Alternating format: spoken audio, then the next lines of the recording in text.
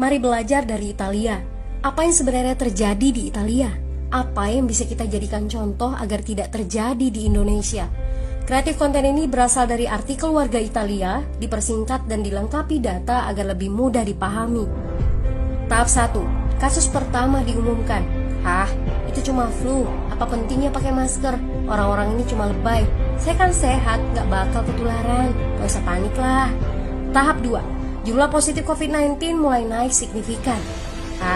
Cuma beberapa yang kena. Yang meninggal pun hanya orang-orang tua saja yang memang udah punya penyakit. Hidup seperti biasa aja lah. Pacaran, nongkrong bareng temen, jalan-jalan ke mall, tetap lanjut. Tahap ketiga. Jumlah kasus meningkat dengan cepat, berlipat ganda dalam 1 hari. Tingkat kematian pun bertambah. 7 Maret, lebih dari 5.000 kasus positif COVID-19.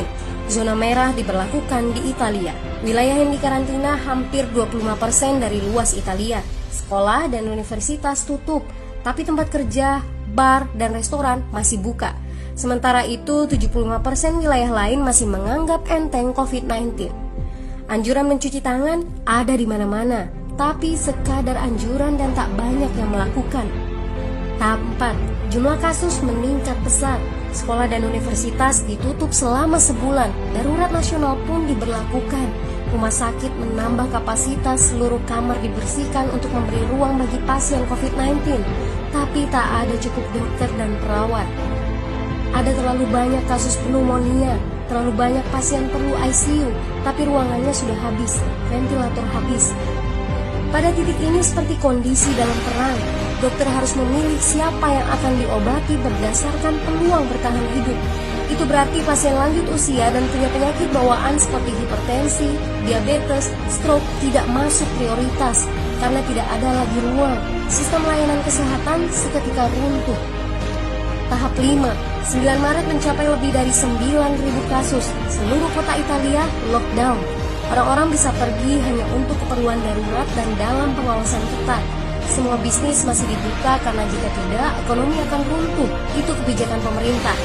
Mulai ada ketakutan, orang-orang mulai memakai masker dan sarung tangan. Tapi tetap saja, ada anak-anak yang merasa jagoan, masih ingin uji nyali. Pergi ke restoran rame-rame, hangout bareng, minum-minum dan lain sebagainya. Tahap 6. 2 hari kemudian pemerintah Italia berubah pikiran. Semua bisnis harus tutup. Bar, restoran, pusat perbelanjaan, semua jenis toko, kecuali supermarket dan apotek. Penyebabnya, karena dalam sehari yang positif bertambah lebih dari 2.000 kasus. Penduduk yang mau keluar rumah harus mendapat surat izin. Surat izin ini didapatkan dari pos pemeriksaan polisi yang disebar di berbagai lingkungan. Yang melanggar bisa kena denda 3,3 juta rupiah. Bagi pasien positif yang tidak mau mengkarantina diri, bakal dituntut dengan pasal pembunuhan, hukuman 1-12 tahun penjara. 21 Maret jumlah korban meninggal di Italia terus meningkat melampaui Cina. Sebagai gambaran, luas Italia itu kurang lebih 2 kali Pulau Jawa. Penduduknya lebih dari 60 juta jiwa. Lalu apa yang harus kita pelajari dari Italia?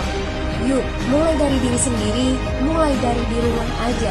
Jaga kebersihan lalu isolasi diri dan keluarga. Tidak keluar rumah kecuali sangat penting. Ini saatnya memulai solidaritas.